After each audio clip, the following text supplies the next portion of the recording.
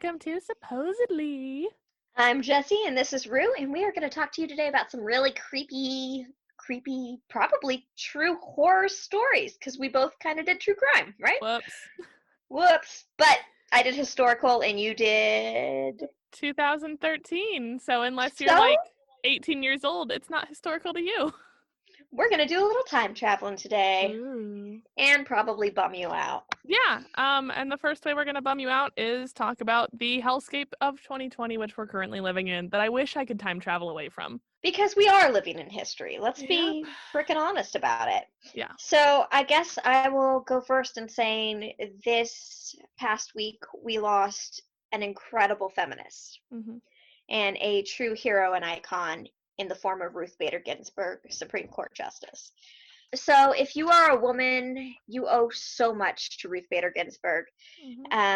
If you can have a bank account in your own name, that's thanks to her. Maternity leave, that's thanks to her.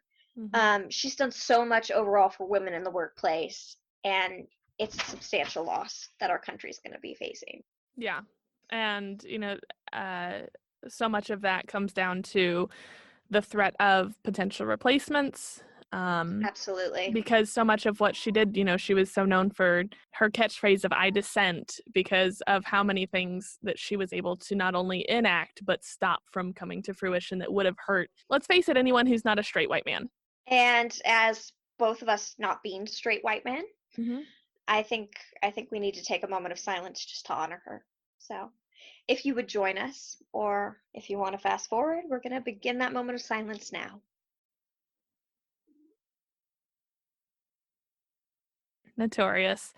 And then also we did want to talk about the gross oversight and failure of justice that is occurring right now in respect to Breonna Taylor's murder and what's happening down in Louisville right now, which we don't need to tell you. You guys have as much CNN as we do, that this is an abhorrent miscarriage of justice. And because of what both Jessie and I have brought up already in this episode, the most important thing that you can do to honor both of these women is to go and make sure that you're registered at your current address to vote.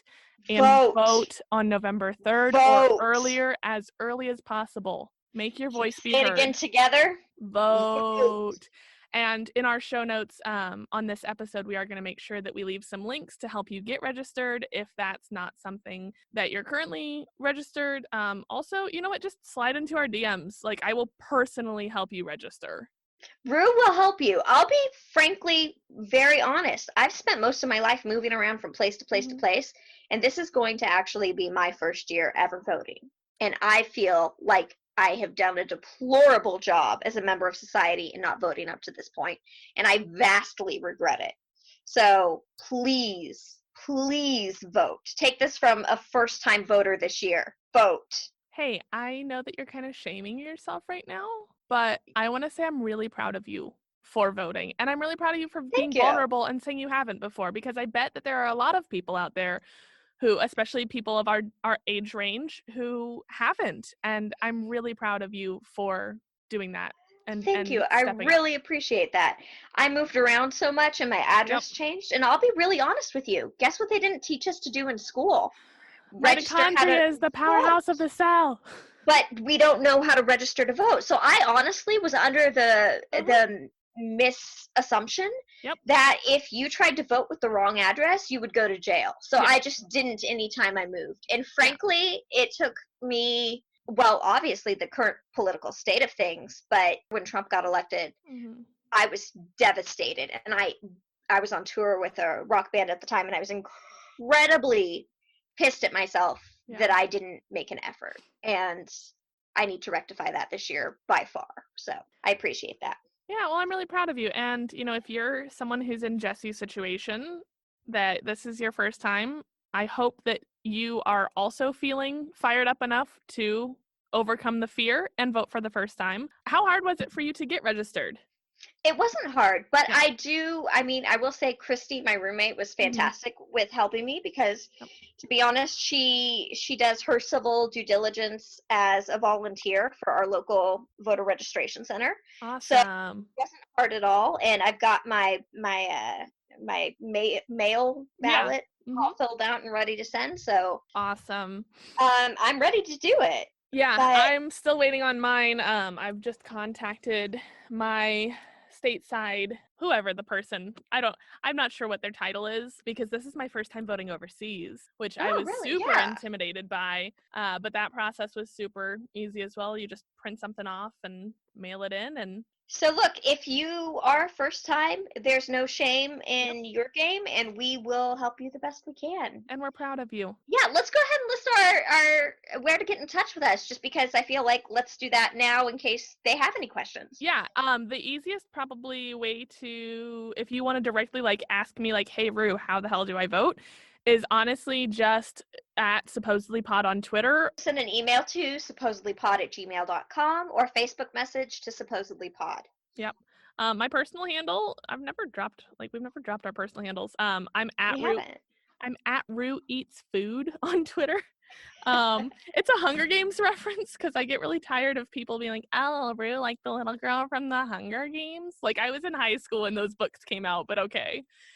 But yeah, so either of those places or Facebook or our email, those are all great places to hit us up if you need some help, because we really need you to make your voice heard. And that's our little social justice statement for today. Yeah.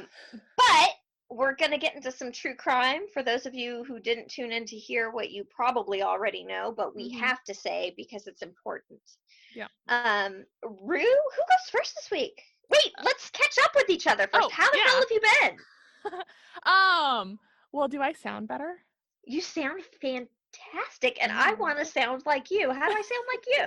You sound like me by following the link that I'm going to send you, which I'm not going to say on the air because we're not sponsored. But hey, I have a great mic now, and if you would like to sponsor us, we'd love that.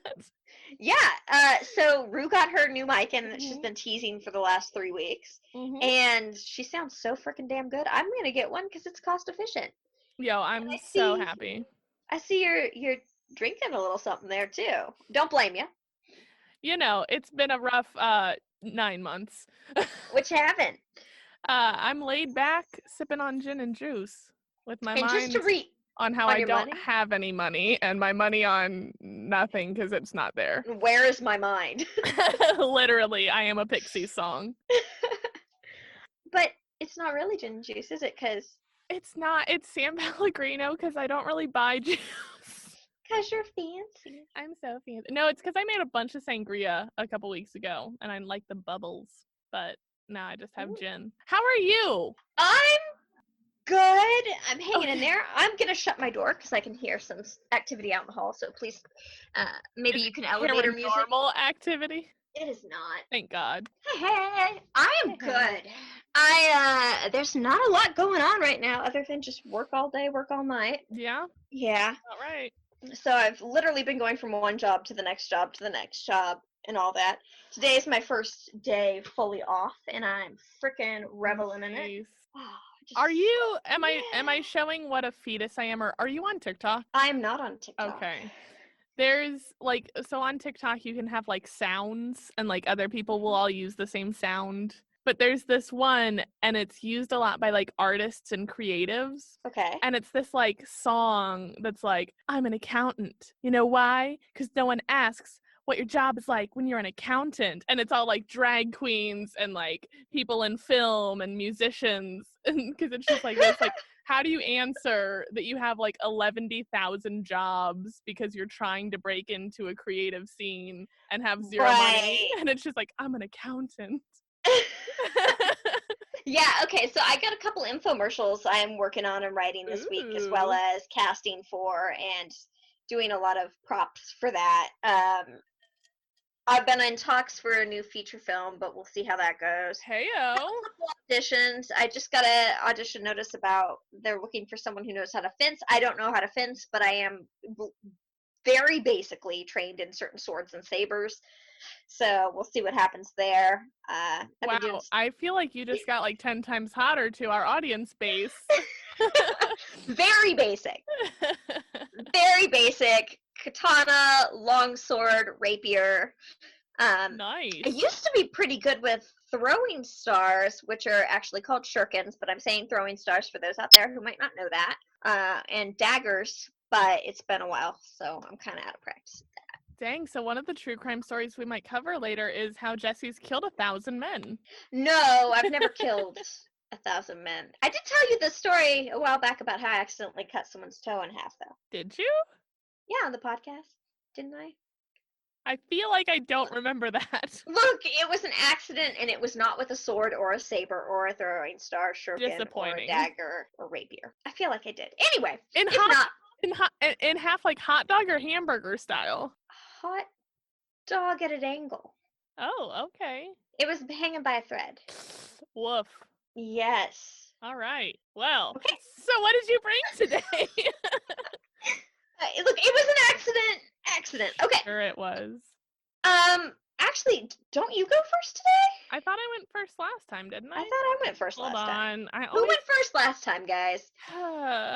Yeah, tell us right now. It's like American Idol. Just text in your answer.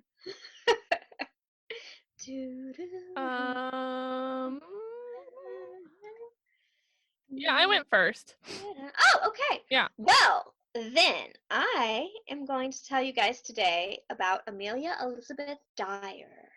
Ooh. Okay, and this is going to be a long one, so buckle your seatbelt, strap on in, get yourself a gin and San Pellegrino. Yeah. And join us, because it's about to get creepy. But before I start this one, I do want to give a little warning out there. If you are squeamish about violence, which hopefully all of you are, honestly, against children, and infanticide, this is probably not the story for you. And also, again, we've done this disclaimer in the past. Things hurt a lot right now. If this is not the podcast for you to listen to, it's not going anywhere. Go listen to something funny. We'll be here when you're ready to be brought down a peg. We'll always be here to bum you out. Yep. Amelia Elizabeth Dyer was born in the small town of Pile Marsh, England, near Bristol, and it's uncertain whether she was born there in 1837 or 1838. This is smack in the middle of the Victorian era, just so you guys know, or the dawning of the Victoria era is when this story is going to be taking place. She unwittingly became the youngest of 7 children when her 2 younger sisters passed away that same year, and her father was a popular shoemaker and most likely was able to provide a simple and comfortable life for them. Amelia's mother, however, suffered from mental illness. Family members reported that after she recovered from typhus fever, a bacterial infection spread by fleas, lice, and chiggor, that she began to have violent outbursts that could last days. Yikes. Amelia was known to be the sole care provider for her mother at the time, and she began working as an apprentice with a local corset maker in Bristol. How old was she at this time? She was under the age of 22. Okay. No, 22. She was 22. Okay. 2 years later, her mother passed away. I take a little pause here for a drink because I'm about to talk a lot. So, for unknown reasons, she became estranged from her family. Her father had passed away in 1859, and her oldest brother, as tradition in Victorian times, inherited the family business. So, she was left without any financial support from her family and no legal way to claim any of the business. She needed herself some RBG. Yeah, literally. Amelia turned to marriage. She married George Thomas, who was 59 when she was 24. However, they both lied about their age at the time, though I'm not really sure. I'm sure it's because of marriage laws. Yeah. He said that he was 45 while she lied, claiming to be 30 instead of 24. Oh, I do, like, I was gonna point out, I was like, oh, you said, like, she turned to marriage, like how most people would say, like, oh, he turned to drugs, and then you mentioned that he was an old, creepy old pervert man, and I was like, oh, yeah, she did turn to an illicit substance. Well, you know, back then for women, if you were single, there was not a lot of ways to make money. And I'm going to talk about that because that's a very key element in the story. Yeah. But there's your first dabbling of it, was she turned to marriage. Oof. So Amelia had at least one child, a daughter that remained pretty close to her, even working with her later in life. However, I've had a little bit of a run-in with some historical documents that are addressed to a son, Arthur. So it's possible that I can find out if Arthur was a stepson through this marriage or if he was actually her son. I'm assuming her daughter is Polly. There was a lot of mixed information about her personal life. So this is all stuff I've been able to kind of gather from multiple articles that just mentioned a blurb or so about her. Not all this information could be 100% correct. This is a story from Victorian times, and like I said, the focus wasn't exactly on this part of the story. Yeah. So what is true is she starts training to become a nurse and a midwife. And during her studies, she meets a woman that introduces her to the world of baby farming. Oh. Do you have any idea what baby farming is? I feel like I might, because I think I have heard this story before. Is it like Probably it's not cute though? no. Yeah. It is not cute. It's not Okay. Cabbage Patch farming where you No. go to the Cabbage Patch Museum in Georgia and they pull a Cabbage Patch doll out of the ground and ask you all to name it. No, Mm. it's much darker. Yeah. You see, the Poor Law Amendment Act of 1834 made it so that fathers of illegitimate children were not obligated by law to support any children Mhm. financially in any way. So this left a lot of women without options. Mhm. You got to remember, this is a time when these women are mostly poor and single. Options for single women to make money in Victorian times were extremely limited, and many were first forced to work in workhouses. Mhm. So, a workhouse, if you think about it, it's a lot kind of, it's not like a common factory, but back then it was very much factory style, Yeah. assembly, sewing, that sort of thing. Right. And It's if a very woman Les Mis. it is. Yeah. Think Les Mis. Perfect. If a woman was to fall pregnant during that time that they were working in a workhouse, they could be terminated immediately. Mm. And don't even get me started on the lack of childcare options at Well, that yeah. point in time. Let me just break it down for you. There weren't any. Right. End of list. End of list. So, for a fee, baby farmers would adopt unwanted children. They operated under the ruse that the child would be taken care of, but often these kids were mistreated and even killed. Mhm. So, Amelia operated her own boarding house for pregnant unmarried women. This is how she kind of starts off. After she would assist the women with delivering their infants, they paid her a fee to care for their newborns. Some of the women left the boarding house, never caring what happens to their unwanted babies, and others would write to Dyer, who would reply maybe once, if ever, inquiring as to the well-being of Jeez. their children and if they were adopted out properly. Mhm. So she's able to maintain this career as a nurse, midwife, and baby farmer all at the same time. She suffers from mental breakdowns and suicidal thoughts, but I'll be honest, there was a lot of suspicion that Dyer was faking her mental illness, as she seemed to suffer mental breakdowns when people became suspicious of the number of children that were disappearing Okay. or had passed in her care. So let me go back a little bit in this. Basically, what she would do is she would operate this unwanted mother's home Mm. and she would assist in the delivery of these babies under the claims that she would adopt the baby out or take care of the baby for a small fee. Yeah. Right? And when I'm talking about small fee, it wasn't a small fee. In fact, it was usually around, I think I mentioned the exact amount in her later years, a little later. We don't Okay. know the amount at this point in time that she was offering. Gotcha. Some of these children could be adopted out through ads that were placed in newspapers at the time, Mhm. but more than likely, the babies were killed in her care. Oof. On purpose or by neglect or both? Both. Oof. And this was a very common thing with baby farmers. Mhm. In fact, infant mortality rates in the Victorian era were pretty high. A lot of Yeah. poor infants would die of lack of nutrition. Mhm. You got to remember, this is a time where we don't have infant formula. Right. And without breast milk, these babies Mhm. were facing some pretty tough things as far as the health of them went. Mhm. So a lot of on the birth certificate, a lot of on the birth certificates. Let me take that back.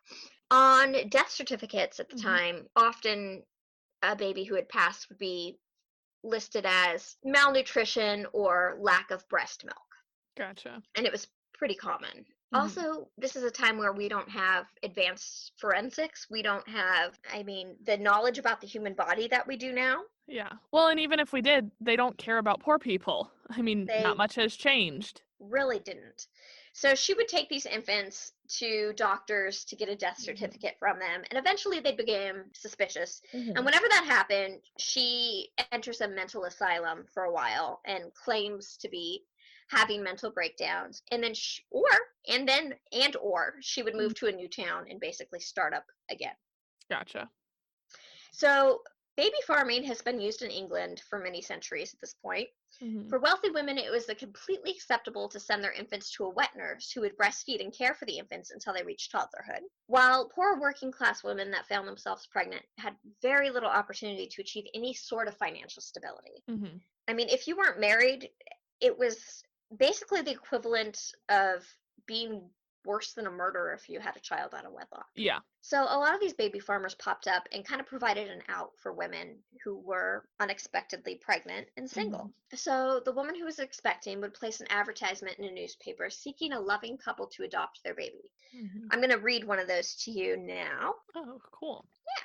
So here's one of those listings. Married couple having no child would adopt one. Good home, small premium, Mrs. Thornley, care of shipper's letter exchange, Stokescoff, Bristol. And here's another example. Married couple with no family would adopt healthy child, nice country home. Terms, €10, Harding care to ship's letter exchange, Stokescoff, Bristol. So they would place these ads looking for someone to adopt their child, but without mentioning their names or anything, of course. Baby farmers would often respond to these ads, pretending to be, they would either promise to provide the child with a happy and healthy home, or sometimes they would claim to be a married couple seeking to adopt. Ew. Yeah. That's gross. In this case, she would claim that she would provide the child with a happy and healthy home and adopt them out. Okay. Sometimes the situation would be temporary, while other times it was considered a permanent arrangement. In Amelia's case, it was always a permanent arrangement. See, social norms and government advocacy created a world where Amelia Elizabeth Dyer could basically flourish and make a ton of money as a baby farmer and murderer. Jesus. They didn't really care. So she scanned these advertisements in the newspaper in search of desperate women willing to give up their babies. And she would contact the birth mothers and offer to take the baby for a fee, generally €10 or €5. How much is that in today's money, do you think? So right now, €10 is about 12 American dollars. And if I'm going by, because I remember that first story I did way back, I think $10 in about the mid-1800s was equivalent to like $50, I want to say. And so back then it would probably be like $75, but I could be totally wrong. I'm not sure. All right, I'll be honest, I asked you that so I could buy myself time to find the article I found that had that listed in it. Oh, are you on like a dollar converter? No, I'm not on a dollar converter. Oh. I have a bunch of my research pulled up, and one of them just happened to mention how much that translates to today. It was somewhere between, I think, $1,000 and $5,000 today. Okay. Don't quote me on that. I'm having a hard time finding that article, but I do know 1,000 was one of the numbers listed. Okay. €1,000 today. So what's €1,000 today, US dollar? Like 1,200. Okay, 1,200. Okay. Yeah. Seems about right for what the article said. So she would agree to an installment plan for payment or require a full payment before she would decide to take in the baby. As technology changed, she accepted wire transfers or cash sent through the mail. Many women who wrote Dyer letters seeking information about their babies at this point or wanting to get them back never received replies. She stopped replying in general. I told you guys in the beginning she would maybe respond once.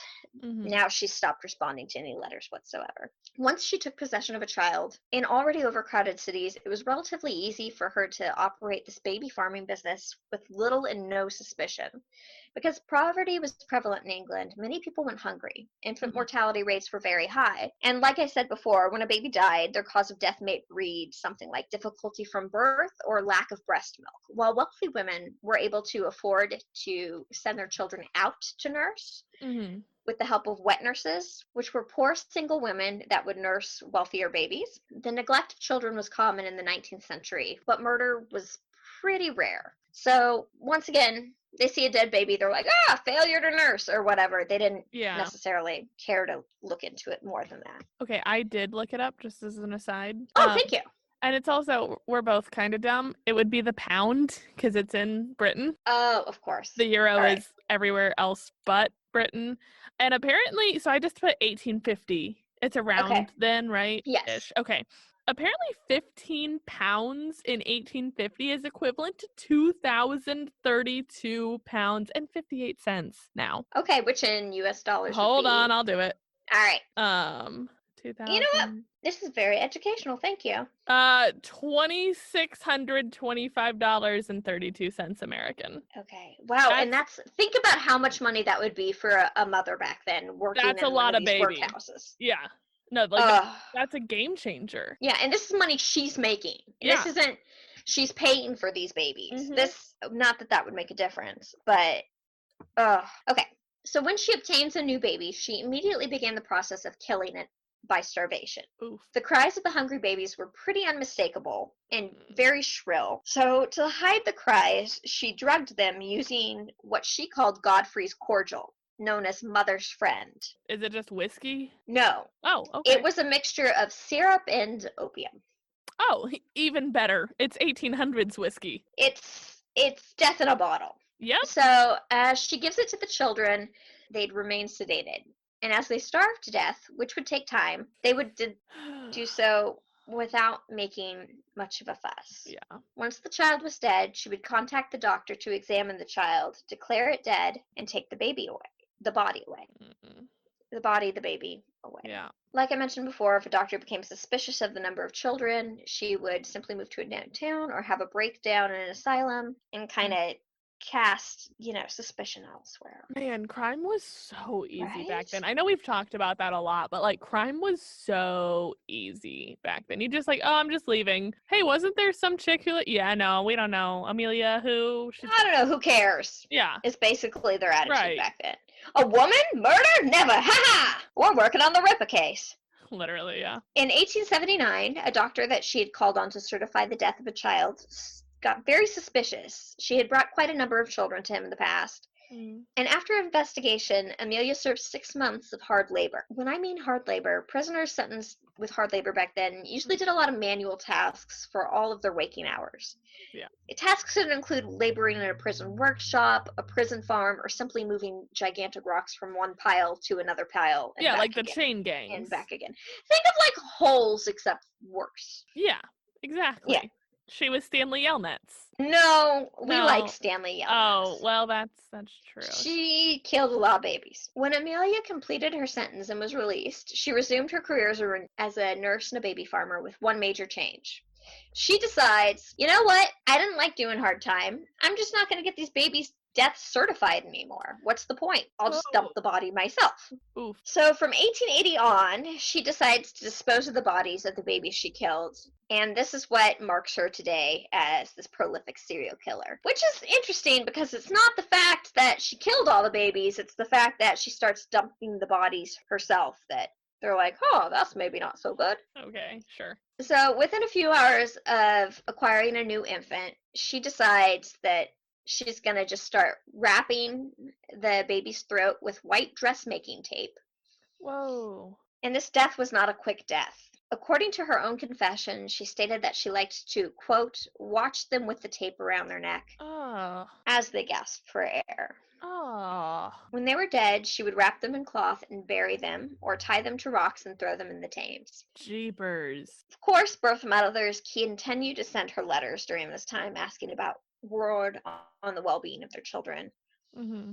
But by the time she receives these letters, the children are long dead. And is she lying? Is she like, oh yeah, little Susie's great, growing like no, a she weed? just straight up isn't replying at all at this point. So she just like leaves them on red. Yeah, in the beginning, Great. She would send a little one-time note back, oh, she's been adopted out, or she's doing great, and then wouldn't respond again. At this point in her career, she's like, screw it. She's a well-oiled machine. She gets the baby, kills the baby, disposes of the baby, doesn't even bother answering the mothers. Because who's going to believe a woman anyway? Right. Yeah. Well, for either of them, who's going to believe that there's a woman serial killer, and who's going to believe this impoverished woman saying, oh, the baby that I had out of wedlock that I gave up has been murdered? Well, and that's if the mother comes forward at all, which would be a societal death sentence to her. Yeah. There's no possibility of marriage and a healthy future after that. Yeah. There's nothing but shame, and the workhouses wouldn't even take you at that point. Mm-hmm. So no one's going to say, oh, I'm missing this child I had out of wedlock. Yeah, Jesus. So bear with me on this one because there's some conflicting information from different articles, and I'm going to do my best here. But that being said, some of this information could be a little not the best. It's the 1880s. We'll give you a little bit of space. we're in 1896 now. On March 30th, 1896, a bargeman on the Thames noticed a package noticed a package floating in the river. He retrieved it and inside found the bodies of a dead baby girl and a baby boy. Oh, that's not a present you want to get. No. And when I say there's conflicting information, a lot of the information just says that it's the body of a dead baby girl. Mm-hmm. So forensics was pretty unwell known of in that point, was really in its infancy. Right. But that being said, certain clues could lead police officers Yeah. to a criminal if they were incredibly stupid. Right. Like our friend Amelia here. Mm-hmm. So, I'm going to tell you what was found with the body of the dead baby girl, for sure, and possibly that of a baby boy. Okay, this article refers to the body of the baby as Helena Fry, a baby girl. And I'm going to go ahead and just trust it because it's got the actual pictures of the information and it's from the BBC. Okay. Okay, so the packaging that was found, that this baby was found wrapped in, appears to be packaging that was sent in the mail to her. A Mrs. Thomas of 26 Wiggets Road, Lower Cloverham, Reading, and then the rest is a little smudged. Okay. But basically her address is on this packaging, and I mean, you didn't have to be a modern forensic scientist to be like, dead baby wrapped in a package with someone's name on it. Maybe we check out that person whose name it is. I mean, like, I wrap a lot of Christmas presents in, like, Amazon boxes, but I don't think I'd wrap my murder victims in my Amazon boxes. Look, she doesn't care at this point. She's gotten away with it for so long. Yeah. But how often do we see that? That's like such a... I mean, even Zodiac started to get a little messy and was like, find me. I don't think you can. Yeah, but that's pretty freaking blatant messy. Yeah, but no, it's just that, I've done it for 40 years. If they haven't found me yet, they never will. I can do literally anything. Whatever I want. Yeah. Right. So the police placed a decoy advertisement seeking a loving couple to take a newborn. And of course, who decides to respond to that but local baby farmer Amelia Bedelia. Yeah. So as she leaves her home to meet her new client on April 3rd, 1896, she's greeted by police officers who go and interrogate her. And they decide to search her apartment, where they encounter an overwhelming stench of rotting flesh. But they can't find any babies or bodies around. They did find enough evidence from letters and advertisements and telegrams and opium to charge her with the murder. You have to have a lot of opium in the 1890s to get charged with murder, because they were just giving that stuff out willy-nilly. Right. Well, I think they find all these letters from the mothers inquiring about their babies that she's somehow held on to. And at this point, there's lots of receipts for wire transfers of money and so on and so forth. Yeah. Receipts from advertisements she'd placed in the newspapers looking for babies to adopt. Yeah. And probably, a buttload of opium. Oh. So they charge her with murder. Okay. She was placed on trial for the murder of 3 babies. Once again, this is some information that I've read 6 babies. I've read 3 babies. I would love to confirm this for you guys. And if I can, I will throw an edit in there later. But without going back and reading the original newspaper articles, let's just say 3 to 6 babies. Yeah. Okay. So on May 22nd, 1896, a jury finds her guilty within 4.5 minutes. Wow. And during the next 3 weeks, she filled 5 notebooks with her last and true confession. Jeez. Her quote there. All right. Now, through the magic of editing, you're going to give me just a little time to pull up a letter that she sent to her child, Arthur, who, once again, we don't know if he's a stepson. We're not sure if he's an actual son. She refers to him in this letter as her son. Right. But it is her confessing. And this is a telegraph, I believe. A rather long one. But bear with me as I read this to you guys because, man, the font is pretty terrible and it's on pretty aged paper. Okay. My poor dear Arthur, oh, how my heart aches for you. And oh, my dear Polly, who we believe is her daughter at this time, but I'm not positive. And I am sending this to you as I have sent my mind and I have searched my mind and I have made a full statement. Also, with telegraphs, they didn't always type out the full words, so I'm kind Right. of like, okay. Yeah. I have told them the truth, and nothing but the truth, as I hope to be forgiven by God Almighty is my judge, and I dare not go into his presence with lies,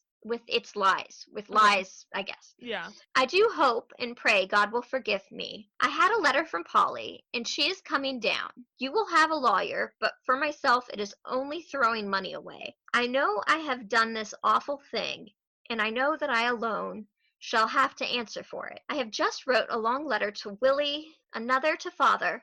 I also have wrote out a true and faithful statement of everything. I hope God will give you both grace and strength to bear this awful trial. God bless you, my dear boy. Your broken-hearted mother, A. Dyer.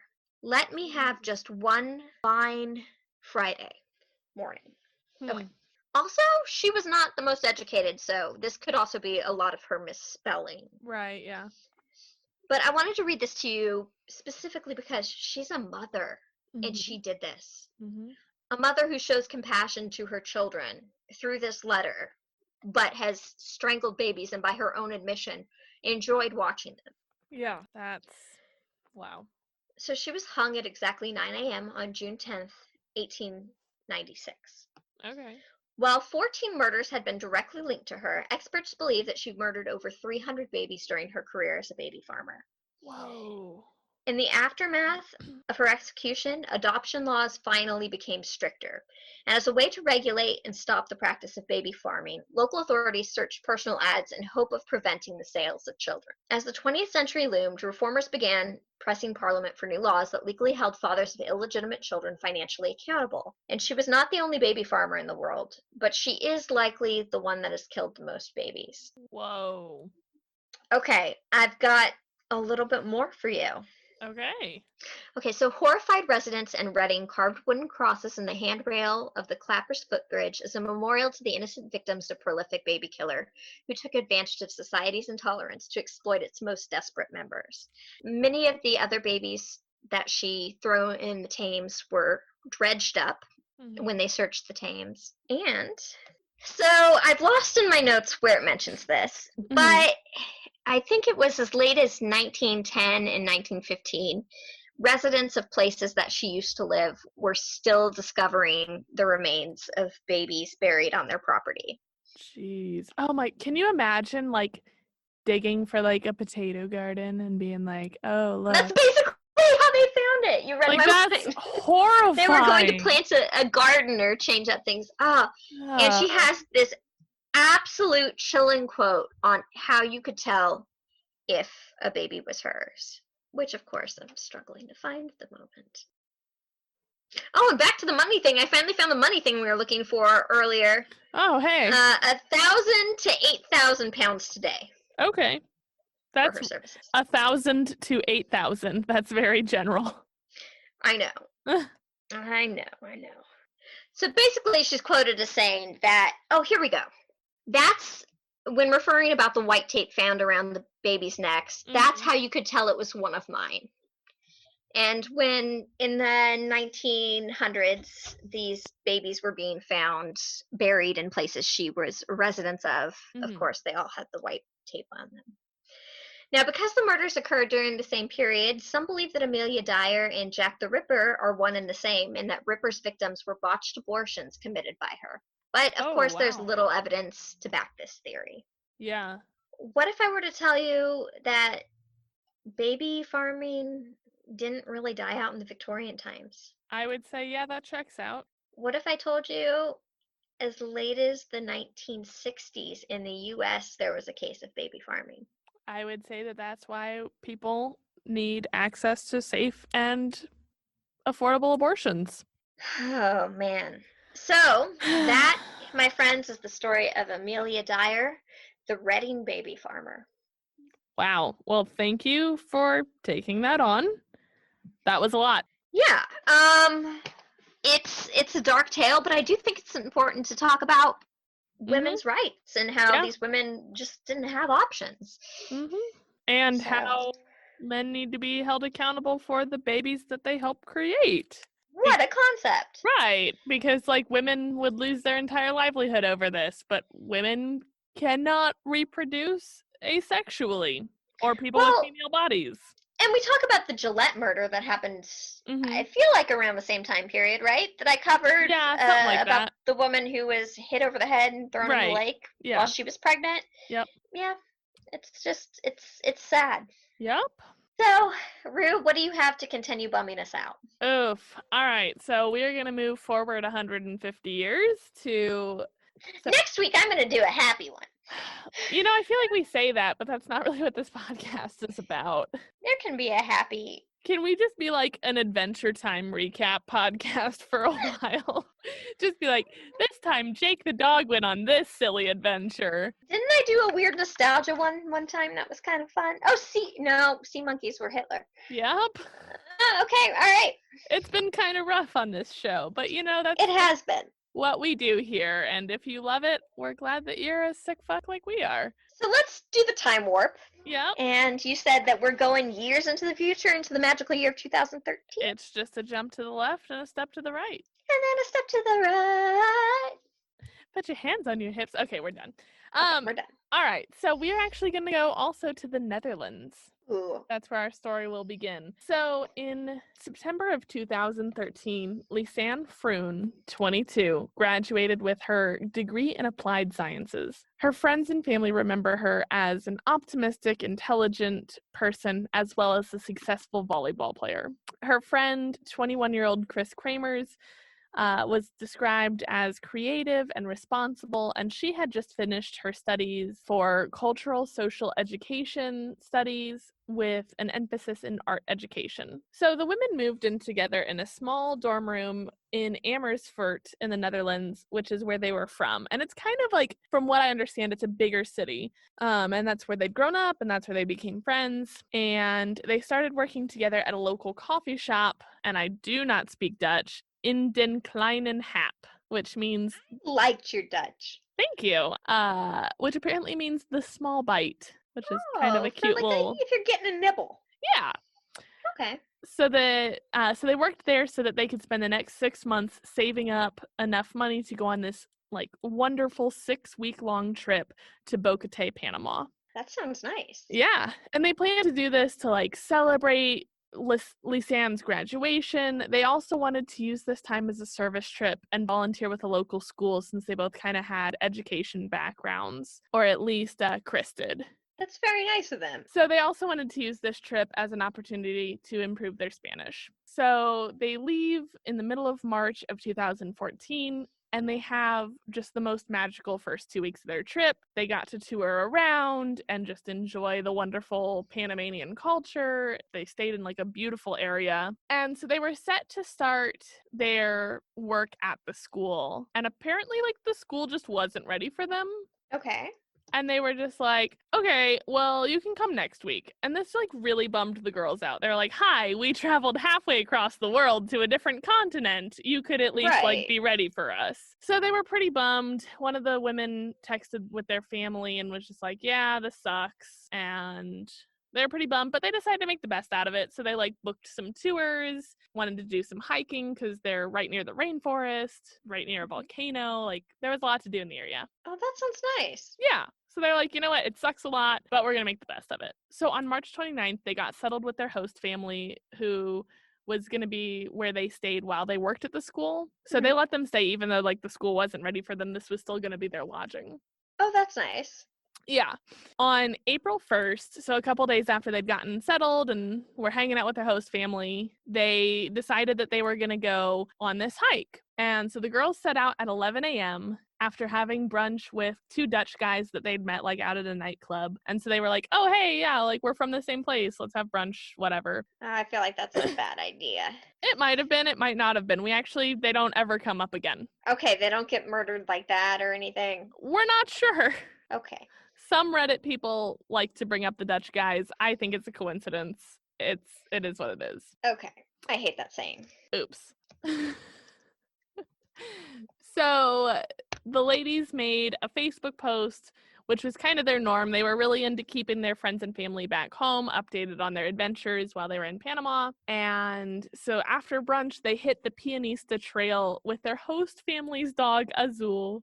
I know. Zool. I like that name. It means blue.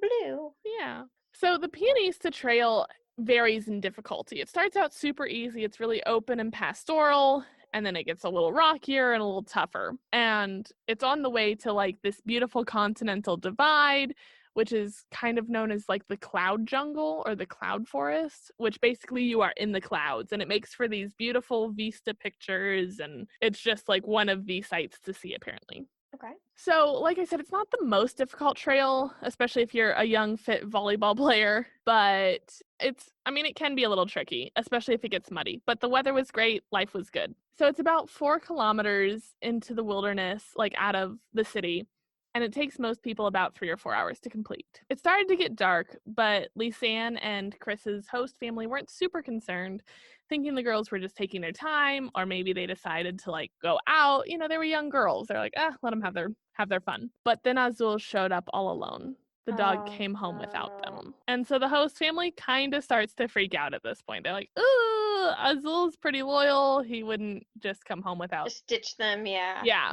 So like, okay, something's probably wrong.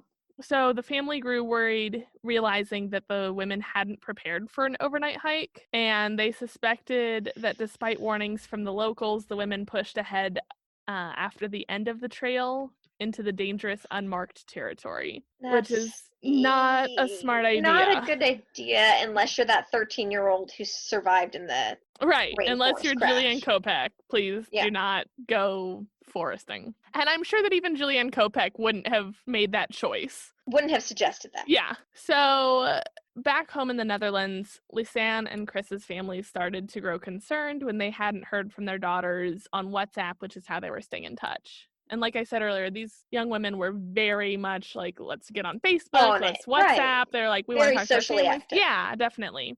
And for both of them to just stop. Yeah, it was weird. Okay. So on April 2nd, the girls missed their meeting with a tour guide. Like I said, they'd booked a lot of tours since they had this extra week before they would start teaching.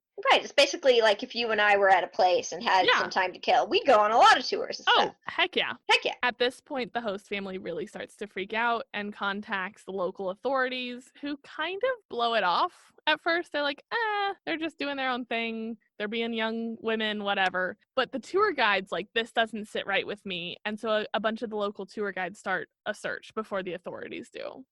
Okay. Which, wow, the tour guides banded together to be like, hey, we've all been stood up by these people. Well, but more than that, it's clearly wrong. More than that, it's that the tour guides realize how quickly this can turn bad. Okay. Oh, okay. So tour guides in like the hiking areas. Yeah. Yeah. So it's all the tour guides who are like quasi-survivalists. Gotcha. Okay. I was thinking tour guides of like a city or so. Okay. No, gotcha. Like the expedition tour guides. Okay. Yeah. Yeah. We would not be doing that as much as we'd be touring the city. Okay. Oh, well, I would leave you to take your siesta and I would go on that because I like to do the adventuring. Okay. Let's see who lives. Okay. Hey, I would go with the tour guide, so I'd be fine. But anyways, so these tour guides start looking first, and then eventually the authorities are like, you know what? They still haven't shown up. These are pretty little blonde girls from the Netherlands, so we should probably find them. So at this point, local authorities begin an aerial and a ground search. And the search continues for 4 days until the Froons and the Kramers arrive from the Netherlands, and they bring the Dutch authorities with them to expand the search. They're like, oh no, the Dutch police are coming with us. We're going to find our kids. Okay, good for them for rallying the troops there. Yeah. And the Dutch police, along with them coming, also brought cadaver dogs to try and pick up either woman's scent, and the families issued a $300,000 American equivalent reward for information. Wow, so they're serious about finding them. Yeah. So the dogs were able to pick up on the women's scent in 2 locations, but unfortunately that kind of didn't lead to any evidence, as the trails just went cold. So it's at this point that Dutch investigators start to suspect foul play. One criminal investigator specializing in foreign disappearances said the women could not have simply disappeared from the trail, implying that some external force, perhaps foul play, had led to their mysterious vanishing. There were no answers for 10 weeks. Oh, imagine how brutal that must have been on their families back home. Yep. Unable to do anything Yeah. for 10 weeks. Yeah. And they've, I mean, like I Just said, checking their social media, hoping something pops up. yep. And this is coming to a different continent. This is bringing local authorities. This is dealing with the Panamanian authorities. This is cadaver dogs. Like, nothing. All summer. And so, yeah, like I said, so for 10 weeks, we have no information about what happened to Lisanne or Chris. And a couple days in, they stop really searching. There's not much you can do Nothing's once the turning trail up. is cold. Right. And so it costs a lot to do a deep rainforest search. That's a lot of resources, helicopters and people power. And so the search kind of lets up. But, oh, and also like they included the fire brigade for a while. Like even the fire department was included in the search. Was willing to like help and give some people Yeah. to it. Like this was everybody. Yeah, that's a big effort. Yeah. So we're 10 weeks later, so we're in like August or September. 15 hours away from Bocate, a woman who belonged to the indigenous Nobebugle. I don't claim to know how to speak indigenous Panamanian Spanish, but that's what I got for you. Turned in a backpack she'd found in the reeds nearby her rice farm to authorities. So according to the woman, the backpack that she found had not been there the day before. Okay, so do we know what the backpack looks like? We do. Okay. We're getting to that. All right.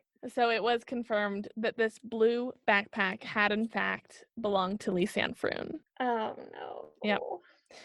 The investigators cried out, "Miracle!" when they opened the backpack, finding that it had been safe from water where it had supposedly been submerged and that all of its contents were preserved. Well, that's lucky. Or Yeah. they tried to make it that way. It's something. Yeah. No one's quite sure what to make of it. Okay. So Lisanne's backpack contained $83, 2 pairs of cheap sunglasses, Lisanne's passport and camera, a water bottle, 2 bras, and both women's phones. This find So they took their bras off at some point, is what I'm getting out of this. Apparently, yes. Which makes me think that they're hot. Potentially, yeah. Okay. So this find was huge, obviously, and it really helped to piece together the story of what might have happened to these women. Police were the bras the same size? I'm not sure. Look, I'm trying to do my own sleuthing here. I can tell. I like it. I'm here for it. All right. So part of me either thinks, okay, if it's each of the girls' bras and it's in the backpack, I honestly think that it's a survivalist problem. Like they were out there, they got really hot, they took them off. Yeah. Because the money isn't taken. Mm-hmm. And I feel like if there was a rapist or something like that, which is possible too, and I'm not ruling it out, that maybe they would have swiped the cash as well or taken a souvenir, which is possible. But and like as 2 female-bodied bra-wearing people, bras suck. Yeah, they're the worst. And I have friends who, if I was on a long hike with, would be I'd be like, hey, fuck it, let's take our bras off and shove them in my backpack. It's fine. Yeah, like I think most women or female body bra-wearing people have those friends that they'd be like, hey, we don't have to wear bras around each other, right? Yeah, totally. We're cool. Yeah. Take them off, shove them in. Right. Yeah, okay. Anyways, so the police... That's Jesse's investigations. Bras. Is that Victoria's secret? Well, it's not a secret anymore because they found the blue backpack. Now let's find out what happened to him. Okay. So police were shocked and disheartened to find that the phones had been in service days after Lisanne and Chris had disappeared. Over the course of the first 4 days, the women made 77 distress calls to both local and Netherlands emergency numbers. Oh no. Only one of these calls were successful before due to the poor reception in the rainforest, and it only lasted 2 seconds before dropping. No. Police started using these call logs to outline what happened to the women while they were missing, and were surprised to note that the first call was made by Chris to 112, the emergency number in the Netherlands, at 4:39 p.m. And then another call was made 12 minutes later by Lisanne, only a few hours after their hike started, and about 2.5 hours before sunset. So things went bad real quick. Uh-oh. And I also do, I mean, we'll get into some conspiracies later. Okay. I do find it interesting that the first call that they made was to their home country's emergency services. I don't, because most countries, ours for instance, I know, has 911 which is our local Yeah. emergency service. But I think if you dial any other country's version of 911, it still connects to 911. Oh, really? Okay. So that, yeah, I believe it's set up that way. Okay. So if you are from another country, you still have access to emergency services, even though you might not know the emergency services that's cool. number. Okay. Yes. So I think by them doing that, they were being like, oh, can I still get 911 through? Okay. I wasn't sure. And yeah. I find it interesting because they call both. Yeah. So that's why I was like, okay. But that's interesting to know. Or it could just be a misdial. Well, how many minutes were in between the calls? Because it could just be a misdial. Out of habit, if I went to try to call emergency services in another country, I'd probably dial 911 first and be like, oh, shoot, duh, I'm in a different country. Did it work? No, because I called the wrong country. Right. Let's try it again. Yeah. Okay. So like I said earlier, the Pianista Trail is said to be pretty easy to navigate, especially if you are a physically adept volleyball playing college graduate type. I mean, these are young, healthy women. There are pictures of them, and they're both seemingly in pretty good shape physically. Like I said, one of them is an athlete. This shouldn't have been that hard of a hike. And so the fact that things went bad 4 hours in is not great. No, that either tells me someone got injured or there was a threat to their lives. Right. And that's pretty much the general concept here. So while the Pianista is easy to navigate on the trail, if you do step off the path without a machete, it becomes really easy to get lost and disoriented. So some people think that maybe that's why the distress call started so early, is that they got lost. Oh, that could be. Yeah. I didn't even think of that, but yeah. So 4 days later, after they disappeared, Lisanne's battery on her phone died. Chris's phone was turned on intermittently to check for signal, but it was mostly kept off as well. So unfortunately, even though they had these great records of the call logs, these phones didn't get authorities any closer to the ladies' paths or where they might be at this point. Oof. So another thing about the phones, though, is that police discovered that on April 6th, there had been multiple attempts to get into Chris's phone, but none of them were successful. The right passcode would never be entered again. Ooh, can I play detective here too? Yeah, go for it. All right. Either it's someone trying to get into her phone that is, a murderer or someone who is the threat to their lives, or she's no longer with her phone and it's her friend who doesn't know the passcode. Yeah. And both of those are theories that come up. Because, I mean, do you know my passcode? No, but if we're stranded in the wilderness and we only have one working phone, I would tell you my freaking passcode. I would certainly tell you, too. But I'm just saying, it's not completely abnormal to not. And also, I will say, okay, this is something that kind of is important to me. If you have a phone that is an older phone and doesn't have a way to access emergency services from your lock screen, do not have a passcode. I was once in a situation where I was in a comic book store and this man collapsed and we needed to call 911 from his phone and we could not access it because there was no emergency access and he had a passcode on, and it could have helped him sooner. So it's very important to me to do that little announcement. And also, I have found phones, I found a phone in a bathroom once at a hotel, and I was going to call, and I was going to, find dad and call dad, or, whatever, and just be like, hey, I have this phone, how do I find your kid and get it back to them? But because it had a passcode, I just had to leave it with, the front desk and hope for the best. Right. So, I don't know, unless you're, super special, I feel like you don't have that much that is super secure. Just be wary. Yeah. Yep. Okay.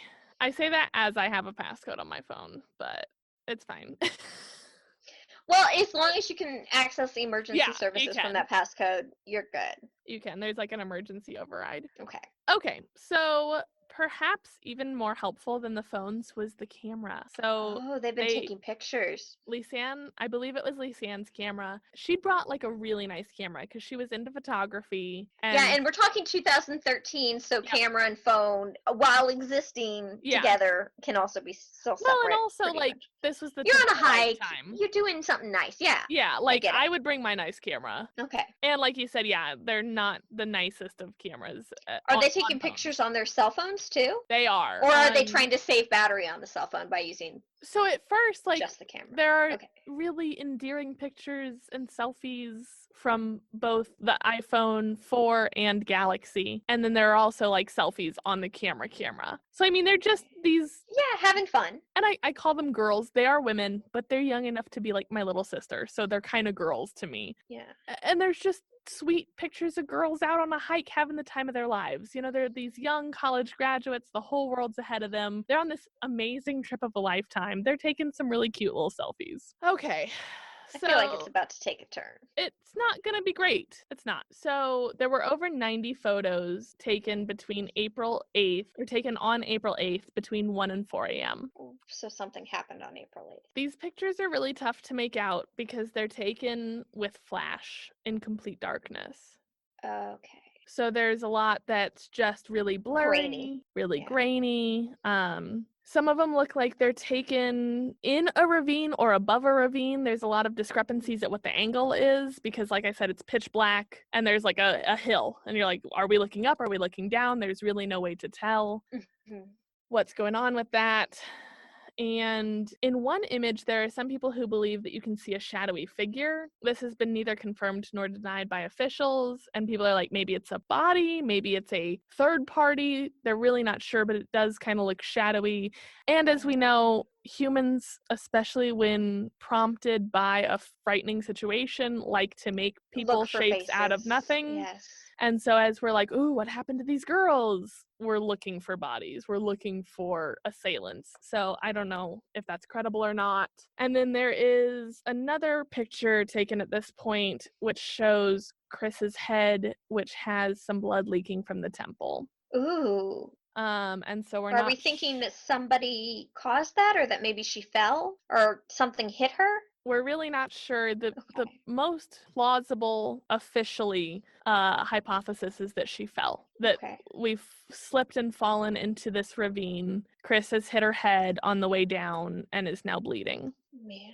So later pictures taken that night show candy bar wrappers tied to a small branch, which, like, even the Dutch investigator says looks like the Blair Witch Project. Like, this is some freaky deaky-ish that we're working with. Or they're trying to mark where they've been, and that's what they have to mark an area. That's completely what they're doing, but it is very eerie. To make sure they aren't circling back, yes. Right. It's very eerie to see these, like, candy bars. They're, like, red plastic tied to this branch in pitch blackness. Like, you've taken a picture with flash in the black night. Yeah. It's very unsettling to see this, like, sigil that they've created. I just want to say that if this was you and I out in the woods trying to find our way, I would be the one with the candy bars that we would have eaten and hung from the trees. You would have been the one that encouraged me to go on the hike. I would have been the one that has the candy bars and is like, fuck it, let's take our bras off. Yes, as we know, I am the one who likes to get my loved ones into life or death situations in the nature. I know. I'm working on it. And I'd be like, I'm taking my bra off. Screw it. No one's around. I'm having my candy bar. I'm like out there trying to like figure out how to survive and calling 112, and you're like, bra off, Snickers in hand. Bra off, Snickers. Fuck it. I'm sitting here. I'm grumpy. I hate this nature thing you've taken me on. You're not you when you're hungry. I'm the one that probably would have fallen down the ravine because maybe I dropped my Snickers, or I don't know. Oh man. Yep. Okay. These poor girls. Yes. So there's another photo that shows a mirror with toilet paper arranged into what's probably like an SOS that the women laid down, probably trying to catch aerial attention. Because it's, I mean, they're like, someone's got to be looking for us, and they're trying to make it as obvious as possible. Right. Toilet paper is an interesting choice, but not a bad one. That's all they had. Like I said, they were not prepared they were out for a day hike. They're like, we're going to be back for dinner. Right. So they brought like a Good water on them bottle. for bringing toilet paper, though. Yeah. They brought like a water bottle and their candy bars. They're like, we're going to be back. You would have been the one that thought to bring toilet paper. I probably would have. You'd have been like, no, that takes up all the Snickers room. Snickers room, yeah. I need more Snickers room in my bag. There you go. So a few days later, near where the backpack was found, and also I wanted to mention that this backpack was found like 10 kilometers north of the trail ending. So not far. Or far. What 10 is a kilometers kilometer? is like 6.5 miles. I'm blanking on kilometers. Okay, so they're like far. 6.5 miles off trail. To me, that might as well be forever. Well, and like I said, with the trail being very clearly defined, but then the not trail being just vast jungle wilderness, that's far as fuck. Ugh. Even like 500 yards or 500 feet even in that dense of growth, you're lost. Man. You're done. Yeah. Because I mean, left is right, up is down. It's very disorienting. And there's also venomous snakes and jaguars and All that stuff poisonous that's gonna eat plants. you or kill you. Yep. Yes. Uh, So going off the path is not a smart plan. Okay, so like I said, a few days later, near where the backpack was found, they found Chris's shorts. And the condition of how they found these shorts is debated. They were either neatly folded on a rock near the lake, or the river, or they were floating in the river. And I think it's partially language barrier because, like, by the time that this story has gotten to us, it's been translated through an indigenous dialect of Spanish to Dutch to English. Question. Yeah. Chris, is she the one with the temple injury, or is that? Yes, that's Chris. Okay, so that's her shorts that are found. Right. And so it's weird because, like, it's been 10 weeks. If they had been sitting on this rock the whole time, they probably wouldn't be still nicely folded, zipped up, sitting on the rock. True. And it's kind of weird because they haven't really been fucked up by the elements. The backpack was dry inside. It's just a little sketch. Okay, so can I play investigator again? Do it. Either there was an assailant that takes them off the track, does whatever, leaves them to their own devices, possible, or injures them, and then takes the stuff. Or I could easily see somebody happening upon the stuff and taking it, and then realizes later it's potentially linked to this case and returns it. Yeah. Dry and well. Yeah, I mean, it could really be either. It could be. Yeah. And unfortunately, we don't really have answers. So things are about I still think the money would have been gone out of the backpack. Yeah, probably. So things are about to get really bad, and I'm sorry. So shortly after the backpack and shorts were discovered, they found a boot, and the boot still had the foot inside it. Oh, there's always a foot. Oh. The DNA was matched to Lisanne, so we have her foot inside her hiking boot. So clearly she did not survive. Because we also found her pelvic bone. Oh. Yep. Which tells me wild animal eating a corpse, probably. Or animal attack of a live person. So in this area, 22 bones were found, and many of them were broken. But none of them show any damage that is concurrent with animals. So there's her? It's both of the girls. Both of the girls. Okay, and the bones have been broken. Some of them have, yeah. But no signs of animals. Right. And also some of the bones in the foot in the boot, which belonged to Lisanne, some of those, like the middle of your foot, the tarsals or whatever, some of those were broken, which is concurrent with, like, maybe she did fall on an ankle kind of thing, and then or fall down a ravine. Right, yeah. Broke multiple bones hitting rocks. Okay. Right. And so it is I'm thinking either that or somebody. So but I mean, it's concurrent with trauma. Yeah, and they've made SOS, so I think they're I'm betting fell down a ravine, got disoriented from no food and no water. Yep. So the thing with this discovery of their bones is that Lisanne still had some of the flesh on him, some of the fat and tannins, and showed normal yellowing decomp. Okay. But Chris's appeared to be bleached, and some sources say that they even had some kind of a phosphoric agent on them, though none of this is confirmed officially. Were hers found in a different location? They were found in pretty similar areas. In the same area. Yeah. Okay. Still playing investigator here. Yep. What if the guy, okay, let's say there's an assailant, and he attacks Chris. Lisanne gets away and has Chris's cell phone, who she's trying to make contact with. She's the one doing the SOS and the candy wrappers, and she gets away. Eventually, he's able to find her after Chris has passed away because she's slowed down in the forest. This is someone who knows the area. And then their bones are in the same place. Yeah. And he takes the stuff for a while and then returns it later.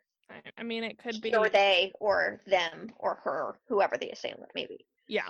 So there really wasn't enough evidence to confirm the cause of death, though it's been ruled that the women lost their lives as a result of a hiking accident. That's officially what's been declared. There are some conspiracy theories but I do want to tread lightly here to honor these women's memory.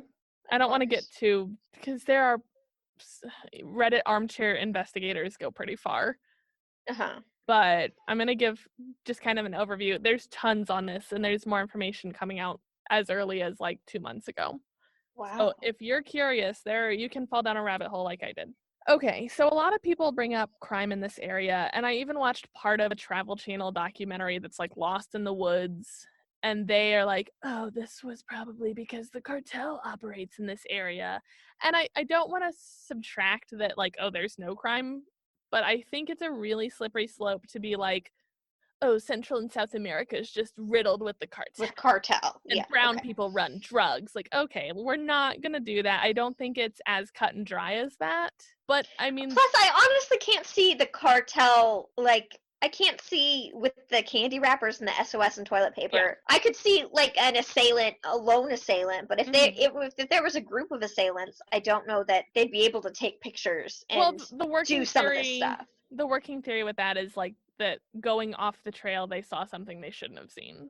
Right. So like I said, but they were clearly alive for a while after that. Yeah. So like I said, I don't really think it was that. I don't think that that's a very valid theory, but that is what a lot of sensationalist people, especially sensationalist journalists, kind of lead to. And I think that that's Travel Channel quality of about the same as Ghost Adventures, where they're like, oh, these pretty blonde Dutch women. Super low on the list. Yeah. So Chris's father has spoken out in interviews, and he doesn't believe that their deaths were accidents. He believes something more sinister took place, and he specifically thinks it's strange that their bras were in the backpack. Well, he's never worn a bra. Yeah, I'm like, okay, Hans, which is literally his name. I'm like, I'm sorry, but as a bra-wearing person, I think you need to step back a little bit. But I also... That being said, I can't discount it, but I doubt that they would keep... Like, let's say I'm an assailant and I see these girls and I want to rape them or something sinister to them. I doubt that I care enough about their bras to put them in a backpack. I think more than likely, I'm not discounting the assailant aspect of it, because honestly, that could be a part of it, but I honestly think they took their bras off before they ran into trouble. Yep. Or after hiking very long trek and starting to know that they're not in a good position. Well, and with no assailant, they could take it off. But and even if they started on the way back, and this is the jungle where it's very hot and humid during the day, and it gets chilly at night. Dude, I can understand. Like, cool, we had our bras on to take pictures because, like, you don't necessarily want titties popping in your selfie. Right, but once you get that under boob sweat going, on the way back, let's be comfy, and we'll stop and put them back on before we get into town. Yeah, exactly. Or hey, who knows how many bras they even brought with them on their trip? I can see packing maybe like 2 or 3 tops. But would you bring it on your day hike? Because all of their luggage was with the family at the host home. Exactly. No, but I mean, like, if they're wearing them and it's a nicer bra, you don't want to ruin it with sweat, and you don't know if you have the ability to really wash that. And so I could see, once it starts getting a little sweaty, take it off so it still stays nice. Yeah.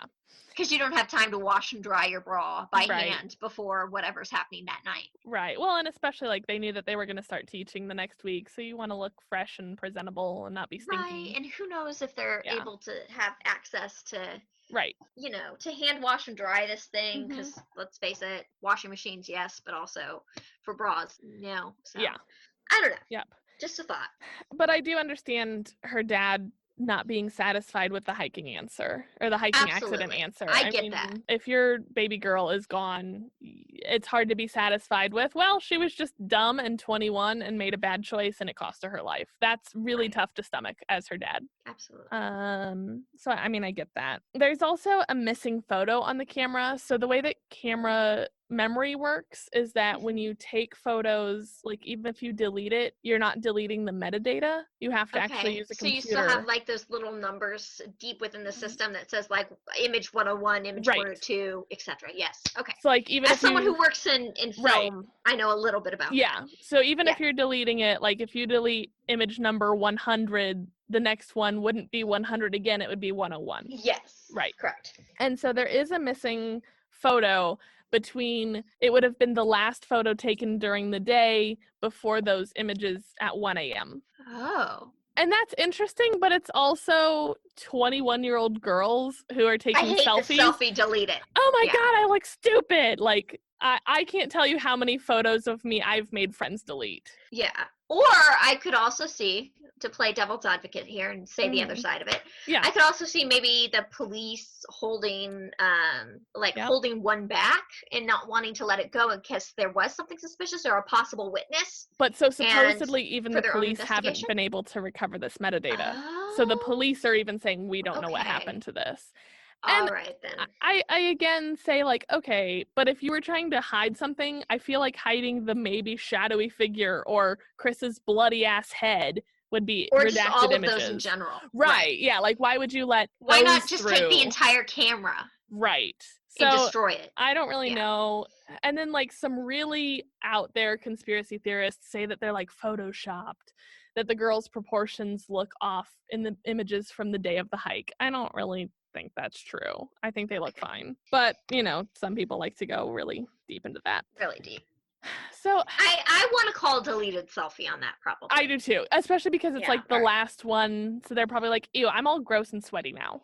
Okay, so you and I on a Yeah. hike, we already know I'm the candy bar, you're the Mm-hmm. toilet paper. I mean, we would probably delete a selfie. We've already Oh, taken yeah. our bras off on this hike. Mm-hmm. So I feel like we're right on track with probably what happened there at Yeah, that well, and point. like it is hella gross and humid down there. And if it's your last selfie of the day, because like I said, this is the photo that would exist between them taking their cute hiking selfies and them taking their Yeah. distressed 1 a.m. photos. Like the Right, and you're last photo of the probably day is probably braless and not, trying yeah, to frame up from that. Yeah, I can see not that being. cute. Eh. Or shit, it's oh, you left the camera on after we were done taking pictures. Oops, I took one, delete it. Yeah, right. Oh, it's a picture of my foot because I dropped it and it went off. Or That's yeah. a sensitive subject since they find a foot later, but you Well, know, I I'm mean, kidding. we've all accidentally taken pictures we Oh didn't yeah, mean to when our so camera many. flips to one side, or So many. we don't think we're getting a photo and we Yeah. grab one accidentally. So I don't necessarily think that this image is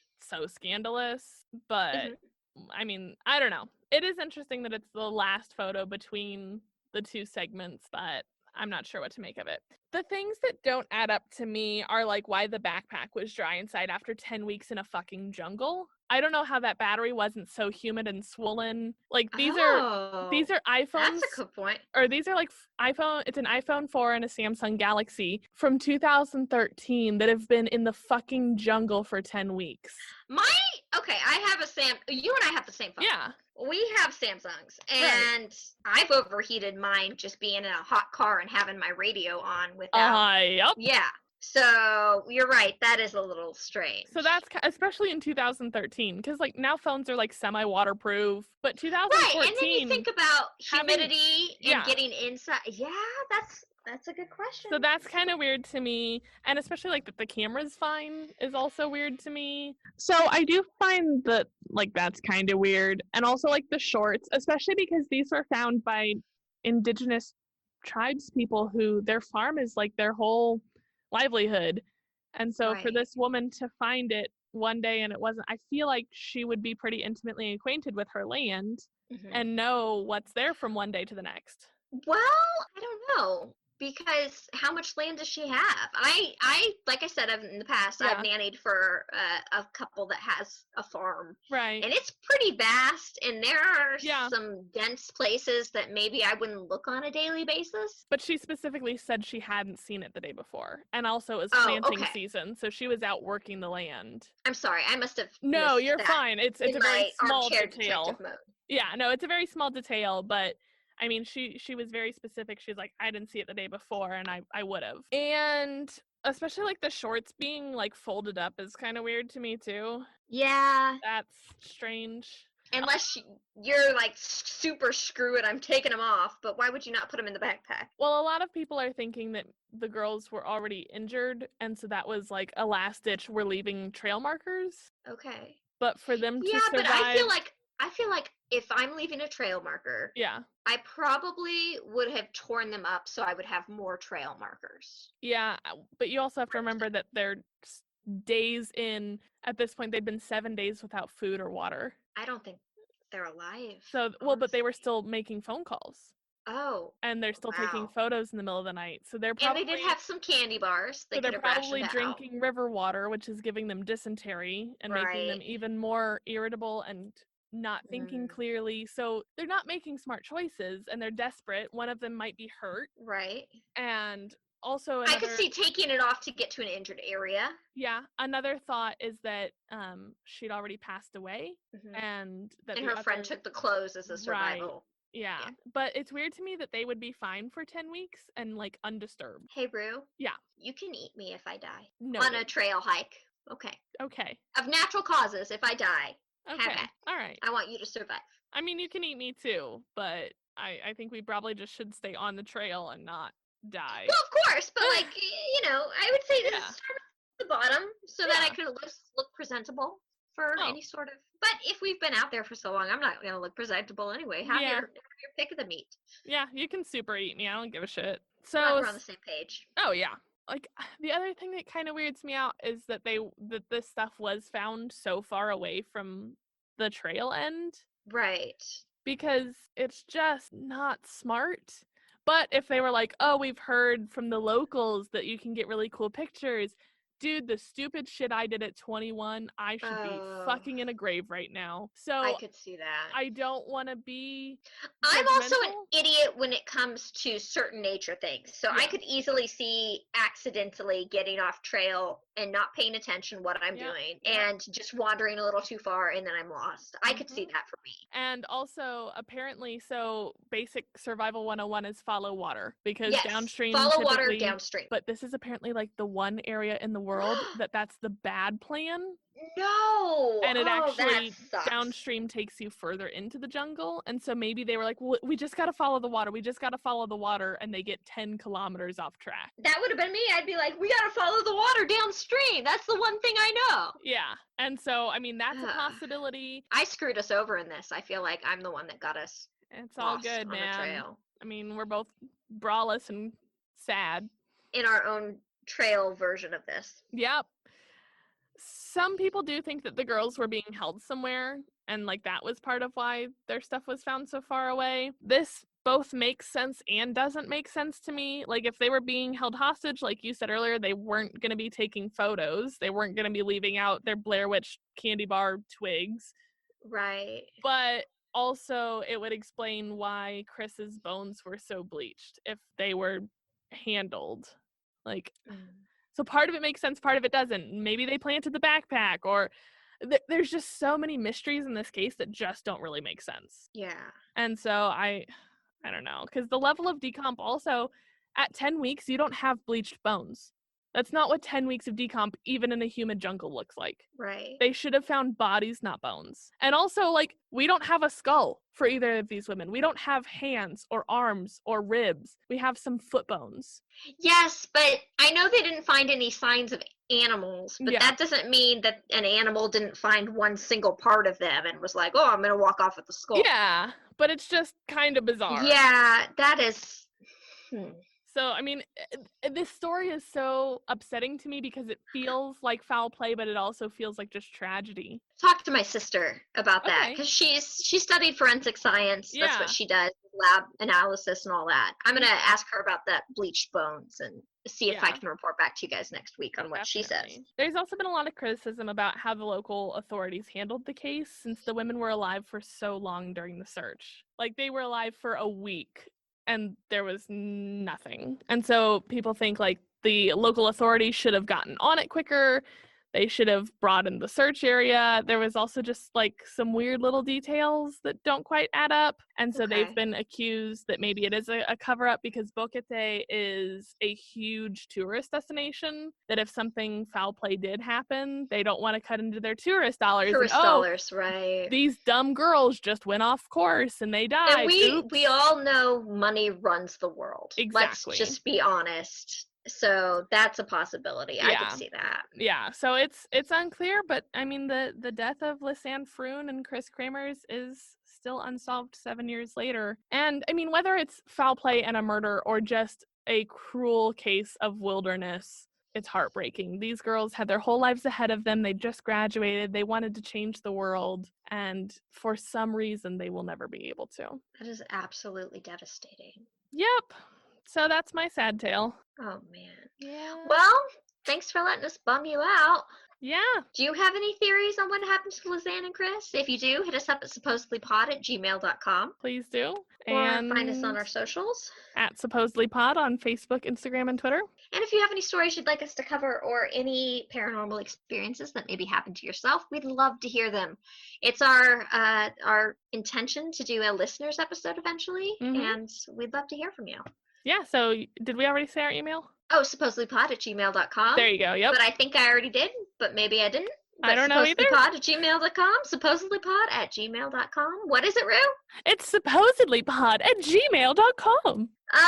And thanks for joining us on this long episode of Supposedly. All right, register to vote. We love you. Bye. Register to vote. Vote, vote, vote. Mwah.